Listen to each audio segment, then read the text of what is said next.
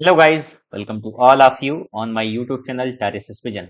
Last class में हमने पढ़ा है बेथॉस एंड एंटी क्लाइमैक्स। इसमें हमने बताया कि किस तरीके से चीजें जो हैं वो एक डिसेंडिंग ऑर्डर में जाती हैं और किस तरीके से बेथॉस और एंटी क्लाइमैक्स में कौन सा इंटेंशनल है या कौन सा इंटेंशनल है। ठीक है, इस तरीके से बातें हमने की। आज की हमारी क्लास में बी अल्फाबेट में ही आगे बढ़ते हुए हम बात करेंगे। जो हमारा सबसे पहला टर्म है वो है बीट राइटर्स का। क्या है? Beat writers. आइए देखते हैं बीट राइटर्स में यहाँ पर हमारे लिए क्या एम एच अब्रम्स में बताया गया है। ठीक है, सबसे पहले आप यहाँ पर एक हेडिंग बना दीजिए बीट राइटर्स की। ठीक है, बीट राइटर्स। अब देखिए, beat writers identifies a loose knit group. क्या है? लूज निट ग्रुप का मतलब क्या है कि नॉट वेल कनेक्टेड। ठीक है, यानी कि ठीक से कनेक्ट नहीं हुआ मतलब यहाँ के जो लोग थे, जो ग्रुप था, वो आप कह सकते हैं कि कोई एक परमानेंट नहीं था। परमानेंट ना होकर के क्या था कि ये लोग जो है आपस में बहुत इनका मेल मिलाप नहीं था। लूज निट ग्रुप था। और पोएट्स एंड नॉवलिस्ट, याद रखिए कौन कौन थे इसमें, पोएट्स थे और नॉवलिस्ट थे। Writing in the second half of the 1950s, समझे, जो 1950 के सेकंड हाफ में लिख रहे थे। And early 1960s, early 1960s। अब याद रखिएगा आपको, ठीक है, दो चीजें मिल रही हैं। एक तो क्या है, पोएट्स और राइटर्स, सॉरी, पोएट्स और नॉवेलिस्ट दोनों का ग्रुप है।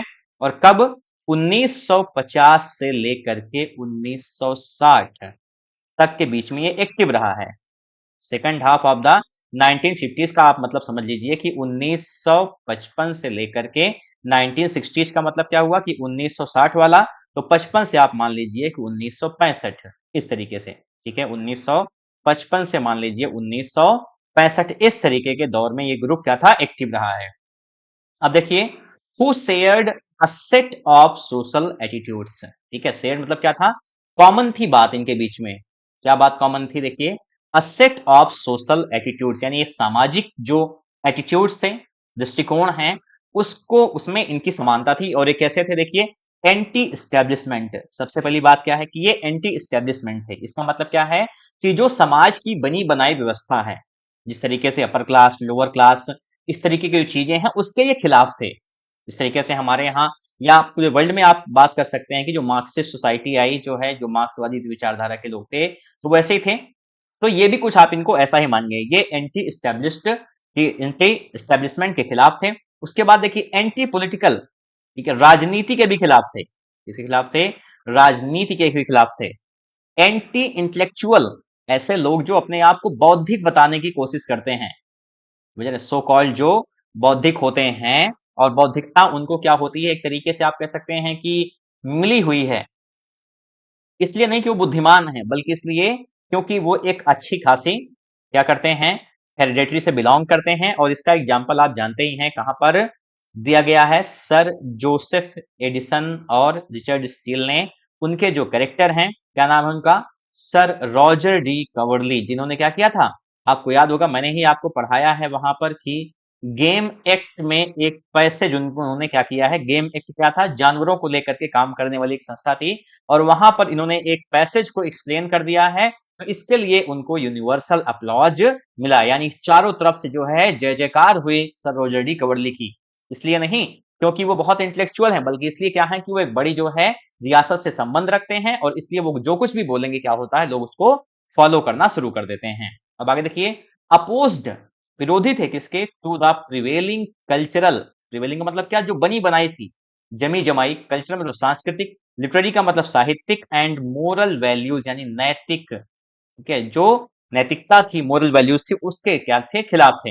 एंड इन फेवर ऑफ, समझ रहे हैं, एंड इन फेवर ऑफ, किसके समर्थन में, फेवर ऑफ। अनफिटेड का मतलब लिबरल, लिबरेटेड यानी आजाद, आप मान लीजिए किसके फेवर में थे, एंड इन फेवर ऑफ, किसके पक्ष में थे, आजाद सेल्फ रियलाइजेशन, यानी स्वयं को रियलाइज करने की, ठीक है, महसूस करने की, और सेल्फ एक्सप्रेशन यानी कि स्वयं की जो अभिव्यक्ति थी, उसमें क्या है, ठीक है, बिल्कुल भी किसी तरीके की हर्डल कोई एक्सेप्ट नहीं करते थे। उनका क्या मानना था, किसके सपोर्ट में थे, किसके फेवर में, आजाद स्वयं स्वयं अभिव्यक्ति की जो है, और जो है क्या है, स्वयं को रियलाइज करने की बातों को लेकर के, यानी बिल्कुल भी आप किसी का क्या करेंगे, आप जो है कह सकते हैं कि रिस्ट्रिक्शन स्वीकार नहीं करेंगे लाइफ में, ऐसा इनका मानना था। बाकी देखिए, द बीट राइटर्स, ये जो बीट राइटर्स का ग्रुप था, often performed in coffee houses, याद रखिएगा, ठीक है। एक तीसरा पॉइंट आपके लिए है, क्या है, कॉफी हाउसेस में परफॉर्म करते थे, और कहां पर,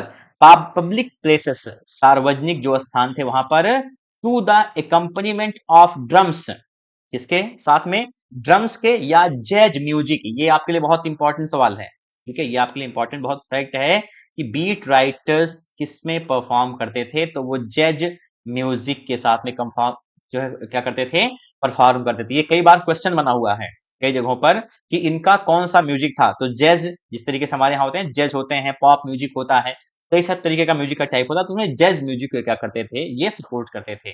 अब आगे देखिए, बीट वॉज, अब बीट का मतलब आप समझ लीजिए, beat was used to signify both, दो चीजों को सिग्निफाई करता था, क्या क्या, ये पहला तो है बीटन डाउन, बीटन डाउन याद रखिएगा पहला, ये भी इंपॉर्टेंट की फैक्ट है, आप समझ लीजिए, पहला क्या है, ये बीटन डाउन, बीट का मतलब क्या है, बीटन डाउन, दैट इज, जिसका मतलब क्या, by the oppressive culture of the time, जो कौन सी है कल्चर, ऐसी संस्कृति जो ऑपरेशन करती है, यानी कि जो प्रताड़ित करती है, ऐसी संस्कृति के खिलाफ।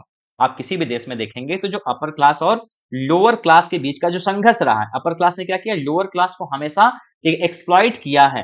तो बीट का मतलब क्या है, बीटन डाउन, बीटन डाउन मतलब ऐसे लोग जो क्या हुए, जिनको समाज में जो है कल्चर ने उनको क्या किया, दोयम दर्जा प्रदान किया है। और कैसे, एंड बीटिफिक, दूसरा क्या है मतलब, बीटिफिक, बीटिफिक का मतलब क्या होता है, बीटिफिक का मतलब है हैप्पी, खुश रहना। Many of the beat writers, बहुत सारे बीट राइटर्स ने क्या किया, कल्टिवेटेड एक्सटैटिक स्टेट्स, एक्सटैटिक मतलब क्या, परमानंद वाली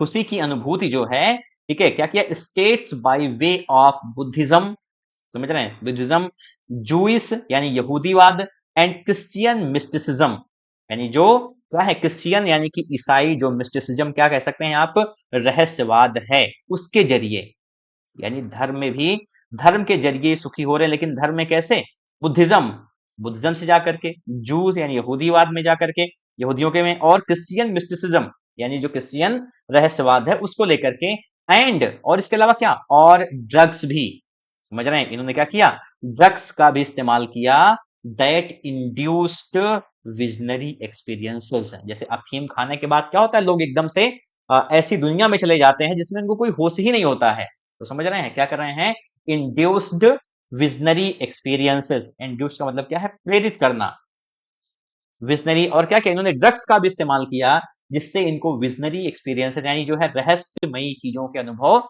हुए। आपको पता होगा एस.टी. कॉलरिज की जो है कौन सी पोयम है फेमस, कुबला खान, कुबला खान, जो कि क्या है, एक इनकम्प्लीट पोयम है, आपको पता होगा कि किस तरीके से वो अफीम के नशे में लिख रहे थे।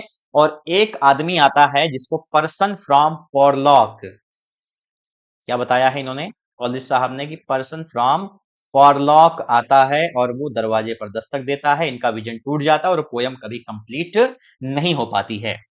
तो ये कैसे लोग थे, ये ऐसे लोग थे जिन्होंने किसको प्रायोरिटी दी, दो चीजों में, बीट का मतलब ये तो क्या थे, बीटन डाउन थे, बीटन डाउन मतलब समाज ने इनको प्रताड़ित करके रखा था, यानी ये अप्रेसिव कल्चर के जो है कह सकते हैं कि उसके सताए हुए थे।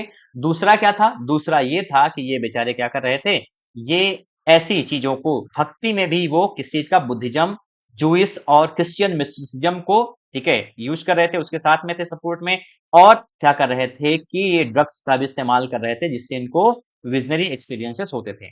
आगे देखिए, द ग्रुप इंक्लूडेड, अब इस ग्रुप में कौन कौन है देखिए, सच डाइवर्स फिगर्स, कौन कौन फिगर है देखिए, as the poets Allen Ginsberg थे, ग्रेगरी कॉर्सो थे, and Lawrence Ferlinghetti, Lawrence Ferlinghetti, and the novelists कौन थे, William Burroughs and Jack Kerouac, ये सारे पोएट्स थे और ये क्या है, नॉवलिस्ट हैं। और कौन देखिए, गिन्सबर्ग हाउल, कौन है, गिन्सबर्ग का, एलन गिन्सबर्ग का Howl, 1956 is a central beat achievement, ये क्या था, एक सेंट्रल बीच अचीवमेंट था, in its breathless chanted celebration of the down and out of the subculture of drug addicts. समझ रहे हैं? डाउन एंड आउट का मतलब क्या है कि जो ऐसे लोग जो डाउन एंड आउट हैं, डाउन एंड का मतलब कि समाज की जो मेन स्ट्रीम है उसमें वो काउंट नहीं किए जा रहे हैं। Even after having so much intellectualism, nobody knows about them.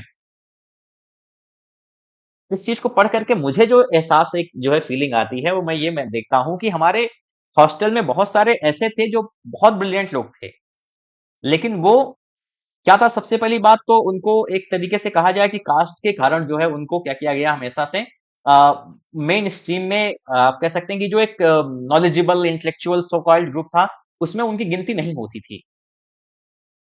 वो इसका इस्तेमाल भी करते थे, वो लिक्वर वाइन को कंज्यूम करते थे, इंटेलेक्चुअल थे बहुत, इसमें कोई दो राय नहीं है। अच्छी खासी उनकी इंग्लिश थी, यानी इंग्लिश का हम लोग का ग्रुप था तो, लेकिन क्या है कि वो उनको हम जब भी देखते हैं, समझ रहे हैं, तो क्या है एक सोसाइटी के जो पैरामीटर हैं कि हाँ ये होगा तो ये विद्वान होगा, ये होगा तो नहीं होगा, तो उस तरीके से हमेशा उन क्या थे, डाउन एंड आउट थे। समझे? और ड्रग एडिक्ट्स, सब culture of drug drug addict, सब कल्चर मतलब क्या, एक हमारी ऐसी कल्चर जहां पर हम अपनी चीजों को ग्लोरीफाई करते हैं, लेकिन हमारे यहाँ बहुत सारी ऐसी बुराइयां भी हैं जिनके बारे में हम बात करना पसंद नहीं करते हैं, हालांकि वो भी हमारी कल्चर का हिस्सा ही है। हमारे यहाँ जो एबॉर्जिन्स हैं, जो मूल निवासी हैं, मूल निवासी वैसी कोई बात नहीं है, एबॉर्जिन्स का मतलब आप समझ लीजिए जो वैसे ही रहे हैं, तो क्या हो रहा है कि हम उनको मुख्य धारा में लाना पसंद नहीं करते हैं। और क्या देखिए, सोशल मिसफिट्स, ये ऐसे लोग थे जो सोशल मिसफिट भी थे, यानी ये नॉवेल में जैसे लोगों को दिखाया गया, डाउन एंड आउट चीजों को दिखाया गया, सब कल्चर ऑफ ड्रग एडिक्ट्स को दिखाया गया, सोशल मिसफिट्स को दिखाया गया, यानी समाज में ये क्या है, फिट रहने वाले लोग नहीं है, ऐसा लोगों का मानना है। समझ रहे हैं? एंड कंपल्सिव वांडरर्स, और घुमक्कड़ हैं। कंपल्सिव का मतलब समझिए अनिवार्य, हमेशा घूमते रहने वाले लोग हैं ये, क्या है, ये घुमक्कड़ी हैं। as well as in its representation of the derangement of the intellect and the senses affected by a combination of sexual abandon, समझ रहे हैं, drugged hallucinations and religious stasis. और क्या इसमें दिखाया गया देखिए, as well as in its representation, और क्या करता है नॉवल, रिप्रेजेंट करता है of the derangement of the intellect, वही मैं बात कर रहा था, डिरेंजमेंट ऑफ द इंटेलेक्ट, यानी बौद्धिकता का जो अरेंजमेंट है उसके क्या है, विपरीत है डिरेंजमेंट। यानी बौद्धिक कौन लोग होंगे, जो स्पेशली इस वर्ग के होंगे, हम उनको बौद्धिक मानेंगे। समझ रहे हैं? इस वर्ग का जो होगा वही बौद्धिक होगा। एकलव्य कितना भी बौद्धिक होगा, अगर वो भील की जो है जाति का है तो हम उसको जो है क्या करेंगे, इंटेलेक्चुअल, या हम उसको अच्छा वॉरियर नहीं मानेंगे, वो मानेंगे भी तो हम उसका अंगूठा कटवा देंगे। ये जो डिरेंजमेंट ऑफ द इंटेलेक्ट है इसी के खिलाफ थे ये। और क्या है, एंड द सेंसेस, और वो इंद्रियां इफेक्टेड बाई, जो प्रभावित हैं, by a combination of sexual abandon. ठीक है, यानी इन चीजों का भी इन्होंने क्या किया हुआ है, परित्याग किया हुआ है। ड्रग्ड हेलुसिनेशंस, समझ रहे हैं, ड्रग्ड हेलुसिनेशन, इसका मतलब क्या है कि नशे में, नशे के कारण इनको हेलुसिनेशंस भी हो रहे हैं। ड्रग्ड हेलुसिनेशन, कॉलरिज का जो मरीनर था, सॉरी जो कुबला खान है लिखी गई पोयम, तो उसमें कॉलरिज क्या था, हेलुसिनेटेड ही तो था ना, तभी तो उसको सब चीजें आ रही हैं। एंड रिलीजियस एक्सटेसीज, और धार्मिक जो क्या है, आनंद है। ठीक है, उसमें थे ये। कंपेयर द वोग ऑफ डिकेडेंस, वोग मतलब क्या है, फैशन, चलन, डिकेडेंस की बात कर लीजिए, in the late 19th century, इससे आप इसकी तुलना कर सकते हैं। A representative novel of the movement, इसी मूवमेंट से जुड़ा हुआ एक नॉवल क्या है, Jack Kerouac's On the Road, जो कि आया 1958 में। On the Road, Jack Kerouac's On the Road 1958 में आता है। While the Beat movement was short lived, क्योंकि ऐसे मूवमेंट बहुत ज्यादा कोहरेंट नहीं होते हैं, ऐसे मूवमेंट बहुत ज्यादा कोहेरेंट नहीं होते हैं, जो भी समाज के खिलाफ खड़ा होता है तो उसको समाज में जो एक मोनोपोली है कह सकते हैं कि वो उसको तुरंत दबाती है। आप याद करिए कि आपके लिए क्वेश्चन भी है कि कौन सा एक ऐसा ही मूवमेंट आया था विक्टोरियन एज में, चलिए मैं आपको थोड़ा हिंट भी दे देता हूं, जो बहुत ज्यादा क्या हुआ, कोहेरेंट नहीं रहा, बहुत जल्दी ही उसको क्या किया गया, खत्म कर दिया गया।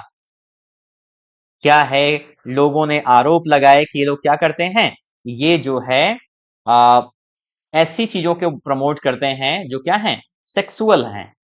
आपको अपने कमेंट सेक्शन में इस चीज का जवाब देना है कि मैं किस स्पेशल, ठीक है, मूवमेंट के बारे में बात कर रहा हूँ। Which is the special movement I am talking about, आपको मुझे बताना है। मैं आपको एक नाम उसमें से बता देता हूँ, आपके लिए बेहतर होगा, और वो था रोजेटी ब्रदर्स का। रोस्टी आप कह सकते हैं, ब्रदर बहन और भाई थे, ठीक है। अब कौन था तो आप जान ही जाएंगे फिलहाल, ठीक है। अब ये क्या था, इट लेफ्ट इट्स इम्प्रिंट, इसने अपने निशान छोड़ दिए on the subjects and forms of many writers of the 1960s। इसके सब्जेक्ट और फॉर्म को इसको 1960 और 1970 के दशक के राइटर्स ने अपनाया, ठीक है। काउंटर कल्चर जो है वो इसी से ही जुड़ा हुआ है, आप में देख सकते हैं, under periods of American literature के अंतर्गत हो गया। अब अगला हमारा जो टर्म है, इट इज बायोग्राफी। क्या है बायोग्राफी, उसके बारे में देखते हैं। Late in the 17th century, यानी 17वीं शताब्दी के काफी बाद में, यानी कि आप बात समझ लीजिए 1670-80 के, आप मान लीजिए बात की बात वही होगी 17वीं शताब्दी की। John Dryden defined, John Dryden ने क्या डिफाइन किया बायोग्राफी को, नीटली, नीटली का मतलब क्लियरली, स्पष्ट रूप से, क्या, as the history of particular men's lives. क्या है, ध्यान दीजिएगा, the history of particular men's life. Biography क्या है, किसी व्यक्ति विशेष की, समझ रहे हैं, जिंदगी की बातें, उसका जो हिस्ट्री है यानी इतिहास रहा है। द नेम नाउ, अब ये जो नाम है नाउ, कोनोट्स, कोनोट्स का मतलब क्या होता है, कोनोट्स का मतलब क्या है, इंडिकेट, क्या है, इंडिकेट्स रिलेटिवली, इसी से ही जुड़ा हुआ, full account of a particular persons life, किसी व्यक्ति विशेष की जिंदगी के बारे में, इन्वॉल्विंग द अटेम्प्ट, ठीक है, जब आप क्या करते हैं, प्रयास करते हैं, टू सेट फोर्थ कैरेक्टर की, आप क्या करें, चरित्र के बारे में बताएं। टेम्परामेंट, टेम्परामेंट क्या, जो हाव भाव है, ठीक है, उसके जो है कैसे थे। एंड मिलियो, मिलियो का मतलब क्या है, जो सामाजिक परिवेश है, वो किस सामाजिक परिवेश का रहा हुआ है, इसके बारे में आप बताइए। और क्या है, as well as the subjects, activities and experiences, और क्या, ठीक है, जो उसके इंसान की जो सब्जेक्ट मतलब यहाँ पे क्या है, उस पर्सन की एक्टिविटीज एंड एक्सपीरियंस मतलब क्रियाकलाप, और उसके जो अनुभव थे जिंदगी के बारे में, ये है बायोग्राफी। अब आगे बढ़ते हैं इससे, देखिए, both the ancient Greeks and Romans, प्राचीन काल के जो भी क्या थे, ग्रीक्स और रोमन्स ने produced short formal lifes of individuals, इन्होंने क्या किया, छोटी, और फॉर्मल का मतलब क्या, औपचारिक जिंदगी को दर्शाया, किसके, ऑफ इंडिविजुअल्स, अकेलों के। The most famed surviving example, और जो सबसे ज्यादा, मोस्ट फेमस का मतलब फेमस, ठीक है, surviving example is the Parallel Lives of Greek and notables, ठीक है, किसकी, Parallel Lives of Greek and Roman notables by the Greek writer Plutarch, इसके द्वारा, ठीक है, ग्रीक राइटर प्लूटार्क ने इसको लिखा, parallel Lives of Greek and Romans, ठीक है। अब आगे देखिए कब आती है ये, 46 से लेकर के 120 एडी में। The translation bye sir Thomas north in 1579, sir Thomas North ने 1579 के ट्रांसलेशन में, it was the source of Shakespeare's place. कई बार प्लूटार्क लाइफ जो है वो शेक्सपियर के क्या है, प्लेस का सोर्स भी है, ऑन रोमन सब्जेक्ट्स, समझ रहे हैं। टॉमस नॉर्थ ने 1579 में इस किताब को ट्रांसलेट किया, जो शेक्सपियर के जो रोमन जो प्लेस हैं, जूलियस सीजर जैसे जो प्लेस हैं, उसका क्या हुआ ये, ठीक है, सोर्स भी था। ये आपके लिए इंपॉर्टेंट फैक्ट है, आप इसको याद रखिएगा कि शेक्सपियर के प्लूटार्क लाइफ्स जो है, जो किताब थी, या पैरेलल लाइफ्स जो वहां से मिला, उसको किसने ट्रांसलेट किया था, तो सर टॉमस नॉर्थ ने। Medieval authors wrote generalized chronicles, अब बात करते हैं किसकी, मेडिवल ऑथर्स की। मेडिवल ऑथर्स मतलब आप जानते हैं, मेडिवल ऑथर्स जो डार्क एजेस के भी नाम से जानती हैं, रेनेसांस के पहले की बातें हैं। Were generalised chronicles of the deeds of a king, इन्होंने क्या किया, कई सारे क्रॉनिकल्स यानी हिस्ट्री को लिखा, of the deeds of a king, राजा के कार्यों को लेकर के भी। हमारे यहाँ भी आप देखते हैं कि जितने भी गुलाम वंश, उसके बाद खिलजी वंश, जो भी वंश रहा मुगल काल के, तो बहुत सारे राजाओं के हमारे पास में क्या है, क्रॉनिकल्स हैं। और आगे देखिए, एज वेल एज हेजियोग्राफीज, ये सवाल आया हुआ, याद रखिएगा, 2016 पीजीटी में सवाल को पूछा गया था। हेजियोग्राफीज ये क्या है, the stylized lifes of Christian saints, ये आपका उत्तर होगा, the stylized lifes of Christian saints often based, ठीक है, प्रायः आधारित थी किस पे, much more on pious legends, पवित्र कहानियां हैं उन पर बेस्ड थी, देन ऑन फैक्ट, किसकी तुलना में, तथ्यों से ज्यादा ये किस पर आधारित थी, ठीक है, लेजेंड्स पर आधारित थी, पायस लेजेंड्स पर, ठीक है। इन इंग्लैंड, इंग्लैंड में the fairly detailed secular biography appeared in the 17th century, जो क्या फेयरली डिटेल्ड मतलब क्लियरली, जो एक डिटेल्ड बायोग्राफी है, सेकुलर बायोग्राफी, वो भी नहीं रिलीजियस की बात मत करिए, ठीक है, सेकुलर जो धर्मनिरपेक्ष बायोग्राफी आई वो कब आई, 17th सेंचुरी में आई। The most distinguished instance is, instance means example, और उसमें जो सबसे विशेष उदाहरण है आप क्या मानेंगे, is Isaac Walton's Lives, Isaac Walton की कौन सी किताब, लाइफ्स आती है, इसमें क्या है, इंक्लूडिंग शॉर्ट बायोग्राफीज, छोटी छोटी बायोग्राफीज हैं, of the poets John Donne and George Herbert, किसकी किसकी, जॉन डन और जॉर्ज हर्बर्ट की, और ये लिखी गई है 1640 से लेकर के 78 के बीच में। अब आगे बढ़ते हैं, द 18th सेंचुरी, 18वीं जो शताब्दी आई इन इंग्लैंड, इंग्लैंड में, is the age of emergence, emergence का मतलब क्या है, उद्भव, ठीक है, of the full scale biography, इसमें क्या आता है, 18वीं शताब्दी में इंग्लैंड में फुल स्केल बायोग्राफी आना शुरू होती हैं, and also of the theory of biography, और क्या, बायोग्राफी की थियरी भी, as a special literary genre, ये कैसे मर्ज होता है, एक विशेष लिटरेरी जानरा का मतलब विधा के रूप में ये आ जाती है। It was the century of Samuel Johnson's lives of the English poets, याद रखिएगा ये क्या थी, ये सेंचुरी थी सैमुअल जॉनसन्स की lives of the English poets की, समझ रहे हैं, एंड ऑफ द बेस्ट, और आप मुझे बताएंगे कि इसकी खासियत क्या है, end of the best known of all biographies, और इन्हीं बायोग्राफीज में क्या जो सबसे ज्यादा सबसे बेहतर मानी जाती है, क्या थी वो, जेम्स बॉसवेल्स की लाइफ ऑफ सैमुअल जॉनसन, यानी कि जो लाइफ ऑफ काउली लिख रहे हैं उन्हीं की किताब लाइफ ऑफ सैमुअल जॉनसन, जो कि 1791 में आती है। इन आवर ओन टाइम, हमारे भी समय में, biographies of notable women and main, बहुत सारे, ठीक है, बहुत जो खास हैं उनकी बायोग्राफीज, चाहे वो महिला हो पुरुष हो, have become one of the most popular of literary forms, वो लिटरेरी फॉर्म्स में एक बहुत विशेष क्या हो गए हैं, जानदार बन चुके हैं, एंड यूजुअली और प्रायः there is at least one biographical title high on the best seller list, और आप जानते हैं कि क्या है, प्रायः हम देखते हैं कि कोई ना कोई है वन बायोग्राफिकल टाइटल, यानी कोई किताब ऐसी जो क्या है, बायोग्राफी है, वो क्या होती है, on the best seller list, best seller list होती है, बेस्ट सेलर लिस्ट में होती। कभी आपको मैं हमेशा बताता हूं कि आप जाइए व्हीलर्स पर, आप सिर्फ सीमित हैं कहां पर, यूनिवर्सिटी रोड तक, आप जाइए इस किताब की दुकान पर, एएच व्हीलर्स पे जाइए, वहां पर आपको दिखेगा कि असल में जो किताबों की दुनिया है वो कितनी ज्यादा बेहतरीन, आप फंसे पड़े रहते हैं बस इसी में ही। पढ़ाई को अगर आपको बेहतर तरीके से जानना है, बेहतरीन तरीके से अपनी को आपको समझ विकसित करनी है, तो आप यहाँ पर जाइए एएच व्हीलर्स पे, वहां पे आपको दुनिया भर की बायोग्राफीज आगे ही लिखी दिख जाएंगी, और वहां पर बहुत सारी, ठीक है, बायोग्राफीज जो हैं उनके पोस्टर वहां पे लगे होते हैं, और वो क्या होते हैं, वो पोस्टर्स हिट होते हैं, यानी कि वो बायोग्राफीज बेस्ट सेलर लिस्ट में होती हैं। अब आगे बढ़ते हैं, autobiography is a biography, autobiography बात करते हैं, ये आत्मकथा हम जानते ही हैं, is a biography written by the subject about himself, यानी इंसान के द्वारा स्वयं जब लिखी जाए, वो हिमसेल्फ और हरसेल्फ, यानी चाहे वो, ठीक है, मैन हो, चाहे वो क्या हो, वुमन हो, समझ रहे हैं, चाहे वो महिला हो चाहे वो पुरुष हो, क्या है, उसके द्वारा जब उसकी खुद की कहानी लिखी जाती है तो क्या होती है, ऑटोबायोग्राफी होती है, वो ऑटोबायोग्राफी होती है।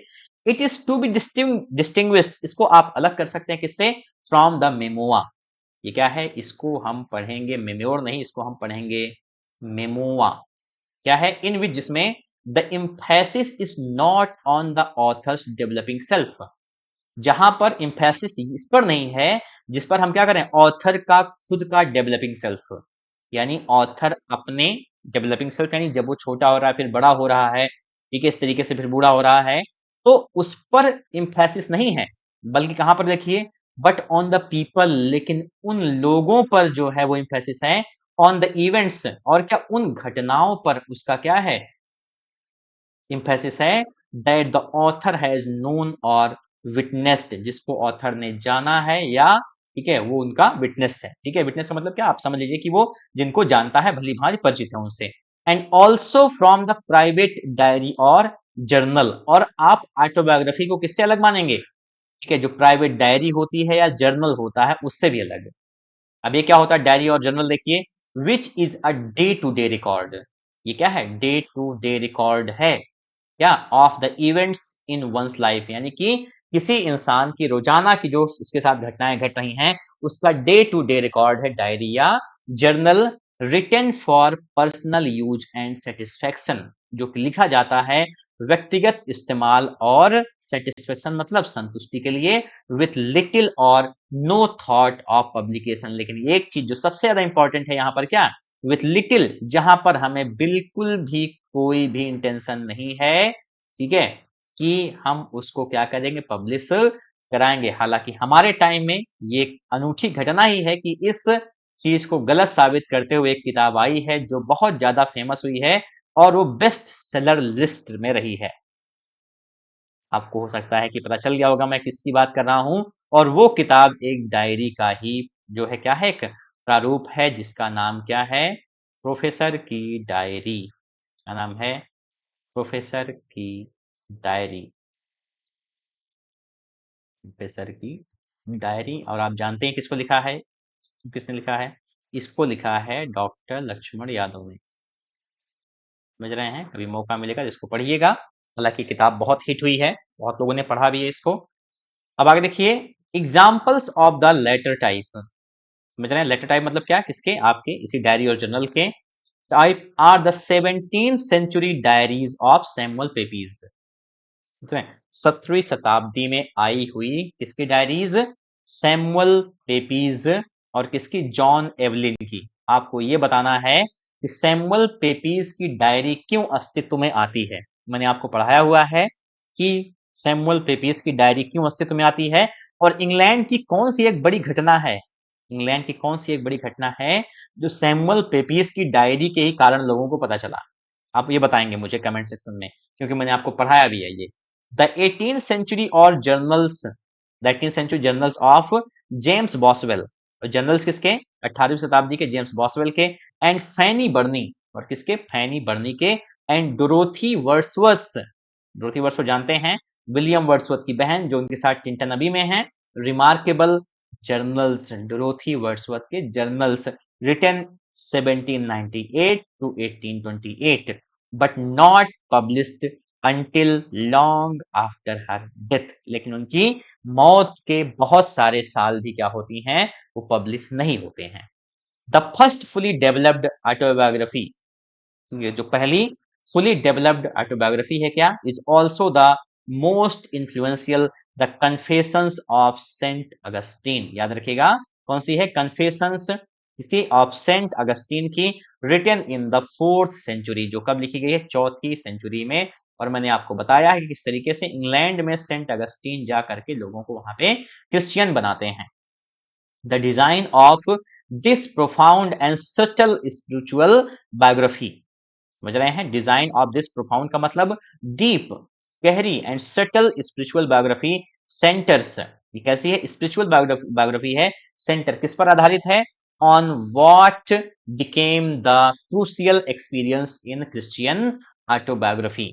ठीक है, वही क्या बन गया, बिकेम द क्रूशियल यानी कि important experience in Christian autobiography, Christian autobiography में the author's anguish and mental crisis. क्या है देखिए, ठीक है, जो क्रिश्चियन ऑटोबायोग्राफी में इंपॉर्टेंट हुआ, ये किसी लेखक की एंग्विश मतलब पीड़ा वाली, और जो मेंटल क्राइसिस है, मानसिक जो क्या है, परेशानी है, एंड रिकवरी एंड कन्वर्जन, और उससे रिकवर होना और कन्वर्ट होना, इन विच ही डिस्कवर्स हिज क्रिश्चियन आइडेंटिटी, जिसमें वो अपनी क्या करता है, क्रिश्चियन पहचान को पाता है, एंड रिलीजियस वोकेशन, और धार्मिक जो उसकी क्या है वोकेशन, वो भी उसे मिलती है।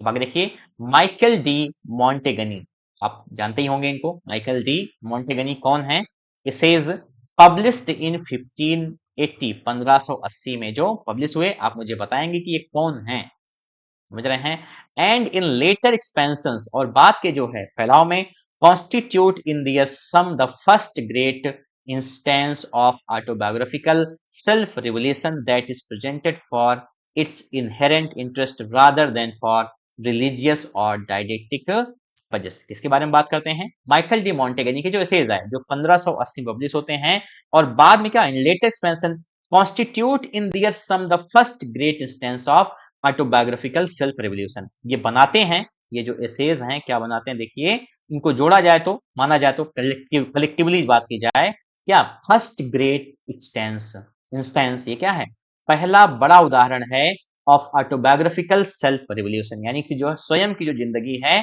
उसके रेवोल्यूशन के बारे में और कैसे that is presented for its inherent interest, जो क्या है प्रेजेंट की जाती है इनहेरेंट इंटरेस्ट के लिए। इसका मतलब क्या है कि जो ऑथर की खुद की जो प्राइवेट लाइफ है, समझ रहे हैं, उसकी लाइफ को लेकर के रादर देन फॉर रिलीजियस और डाइडेक्टिक पर्पजेस। इसका मतलब ये नहीं है सेंट अगस्टीन की तरीके से कि वो आपको क्रिश्चियन आइडेंटिटी या रिलीजियस वोकेशन दिखाए।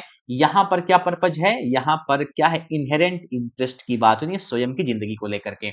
हम किसी धर्म की या डाइडेक्टिक का मतलब कि जो आपको समझ रहे हैं नैतिक मूल्यों के बारे में बताए, उसके बारे में हमें इससे कोई मतलब नहीं है। अमंग लेटर डिस्टिंग्विश्ड अचीवमेंट्स, बात के जो और अचीवमेंट्स आते हैं, समझ रहे हैं, इन प्राइमरीली सेकुलर ऑटोबायोग्राफी, किसके में के मुख्यतया जो धर्मनिरपेक्ष ऑटोबायोग्राफी हैं, और रूसोस कन्फेशन, रूसो की स्पेलिंग याद कर लीजिएगा, रूसो की कन्फेशंस रिटन 1764 टू 70, जो 1764 से 1770 में लिखे गए। गेटे का कौन सा डिक्टंग एंड वारहिट, इसका मतलब क्या है, क्योंकि गेटे एक जर्मन ऑथर थे और आप जानते हैं गेटे विलियम वर्ड्सवर्थ और बायरन को किस पोयम में याद किया गया है, कमेमोरेट किया जाता है, आप मुझे कमेंट सेक्शन में बताएंगे। तो उनकी कौन सी किताब, ठीक है, पोएट्री एंड ट्रूथ, जर्मन भाषा से ट्रांसलेट होकर के किसमें आती है नाम इसका, German and truth, written in 1810 to 31, जो 1810 से लेकर के 31 में आती है। And the autobiographies of Benjamin Franklin, और बेंजामिन फ्रैंकलिन की ऑटोबायोग्राफीज, और क्या हेनरी एडम्स की सीन ओ कैसी, कहां पर नाम था मुझे बताएंगे, Sean O'Casey, Lillian Hellman and Gertrude Stein, जो कि published in 1933 under the title The Autobiography of Alice B Toklas. Gertrude Stein का जो कि 1933 में पब्लिश होती है The Autobiography of Alice B Toklas के नाम से। Many spiritual histories of the self, कई सारी जो आध्यात्मिक इतिहास रहा है किसी इंसान का, हाउएवर हालांकि like John Bunyan's Grace Abounding to the Chief of Sinners, क्या है जो Grace Abounding the Chief of Sinners, जो कि 1666 में आती है, फॉलोड अगस्टीन्स एग्जाम्पल, क्या करती है अगस्टीन का, यानी जो है सेंट अगस्टीन के ही उदाहरण को फॉलो करती है, ऑफ रिलीजियस सेल्फ रेवोल्यूशन, यानी कि धार्मिक सेल्फ रेवोल्यूशन को लेकर के, centring on a crisis and conversion, संकट और फिर उसके बाद क्या है मतांतरण, उसको लेकर के बातें करती है। An important offshoot of this type, किसी तरीके से और जरूरी ऑफशूट क्या है, आर सेकुलर ऑटोबायोग्राफीज, ठीक है, सेकुलर ऑटोबायोग्राफीज हैं that present a spiritual crisis which is resolved by the author's discovery of his identity and vocation, जो क्या करती है स्पिरिचुअल क्राइसिस को डिपिक्ट करती है, यानी आध्यात्मिक संकट को डिपिक्ट करती हैं और बाद में रिजॉल्व किया जाता है, इसको हल किया जाता है उस संकट को कैसे, ऑथर की खुद की पहचान से, उसकी खुद की खोज से, अपनी identity and vocation, not as a Christian, लेकिन क्रिश्चियन नहीं, बट एज अ पोएट और आर्टिस्ट। समस्या है, लेकिन समस्या का जो सोल्यूशन है वो धर्म नहीं है, बल्कि क्या है पोएट और आर्टिस्ट की खुद की क्या है डिस्कवरी है, अपनी आइडेंटिटी है, समझ रहे हैं। Examples are Wordsworth autobiography in verse the prelude, completed 1805 में, पब्लिश्ड इन रिवाइज्ड फॉर्म 1850। कई बार सवाल आता है, आप यहां से भी जान लीजिए कि वर्ड्सवर्थ की जो प्रिल्यूड है 1805 में कंप्लीट हो गई थी, लेकिन पब्लिश होती है 1850 में। यहां पर जो ऑथर की जिंदगी की क्राइसिस है वो क्या है, वो किसी क्रिश्चियन या किसी धर्म के द्वारा रिजॉल्व नहीं हो रही है, लेकिन ऑथर की खुद की पहचान को समझने के बाद वो रिजॉल्व हो रही है। और क्या देखिए, और द पार्टली ऑटोबायोग्राफिकल वर्क्स और prose fiction such as Marcel Proust, एला रिचर्ड डू टेम्स पर्डू, ठीक है, ये फ्रेंच भाषा में लिखा गया होगा, समझ रहे हैं। क्या है एक और बुक, ठीक है, एक और बुक कौन सी, ये है मार्शल प्राउस्ट की, जो यहां से लेकर के यहां तक में पब्लिश होती है। जेम्स जॉयसेस का portrait of the artist as a young man, ये ऐसी किताबें हैं जो धर्म को प्रमोट नहीं करती बल्कि सेकुलर चीजों को प्रमोट करती हैं और वो ये दिखाती हैं कि इंसान की जो असल में समस्या है वो उसके व्यक्तित्व के पहचान से ही, जब तक वो खुद को नहीं पहचान पाएगा तब तक वो इन समस्याओं से ग्रसित रहेगा। और कौन सा? राल्फ एलिसन्स का इनविजिबल मैन, जो कि 1965 में आती है। राल्फ एलिसन का इनविजिबल मैन, जो कि 1965 में आती है। इन रिसेंट ईयर्स, अभी हाल के सालों में, the distinction between autobiography and fiction, इसके बीच में, ठीक है, जो अलगाव है, डिस्टिंक्शन मतलब क्या है, ठीक है, कि आप कह सकते हैं जो डिफरेंस है इसके बीच में, ऑटोबायोग्राफी एंड फिक्शन के बीच में, has become more and more blurred, वो ज्यादा और ज्यादा क्या होता गया, धूमिल होता गया। यानी क्या हुआ, ऑथर ने अपनी जिंदगी को लेकर के लिखना शुरू कर दिया। लगता तो है कि ये क्या है, नॉवेल है, फिक्शन है, लेकिन वो असल में ऑटोबायोग्राफी टाइप का ही होता है। As authors include themselves under their own names. समझ रहे हैं? 12th फेल किताब आई है, 12th फेल आपको पता होगा, मनोज शर्मा की जो किताब है, उसमें क्या है, वो है तो फिक्शन, लेकिन उसमें क्या है, उनके खुद के नाम हैं। Own names in novels and autobiographies are written in the asserted mode of fiction. Autobiography तो वो है 12th फेल, लेकिन कैसे लिखी गई है वो, एक असर्टेड मोड ऑफ फिक्शन में। यानी कहा जा रहा है, दावा किया जा रहा है कि क्या फिक्शन है, लेकिन वो है क्या, एक ऑटोबायोग्राफी है। समझ रहे हैं? इसका ये बहुत बेहतरीन एग्जाम्पल है 12th फेल। और यह कौन सा, like Maxine Hong Kingston's, Maxine Hong Kingston का द वुमन वॉरियर, जो कि 1975 में आई। मिंगल फिक्शन, ये क्या करती है, मिंगल मतलब मिला देती है फिक्शन एंड पर्सनल एक्सपीरियंस, यानी फिक्शन को और पर्सनल एक्सपीरियंस यानी व्यक्तिगत अनुभवों को, as a way to get and as a way, ठीक है, एक तरीका बन जाता है किससे, इसका ये, to get at once essential life story, ठीक है, कि हम क्या कर सकें, पा सकें किसी व्यक्ति की जो आवश्यक, ठीक है, लाइफ स्टोरी है उसके बारे में। लेकिन हम क्लेम करते हैं कि वो क्या है, वो फिक्शन है, लेकिन असल में वो होता है क्या, वो होता है ऑटोबायोग्राफी, जहां पर हम फिक्शन के साथ में क्या करते हैं, पर्सनल एक्सपीरियंसेस को मिला देते हैं, ताकि हम किसी व्यक्ति विशेष की जिंदगी के बारे में जान सकें और बाद में वो व्यक्ति ये भी क्लेम कर सके कि नहीं, मेरी लाइफ की कहानी नहीं है, लेकिन असल में वो होती है उसी की लाइफ की कहानी। ठीक है, तो ये थे हमारे दो आज के टर्म, जिसको हम बीट राइटर्स और फिर आपका दूसरा क्या है, बायोग्राफी, उसके बारे में हमने बात की। मिलते हैं अपनी अगली क्लास में, देखते रहिए terraces vision. Thank you so much for watching, have a good day.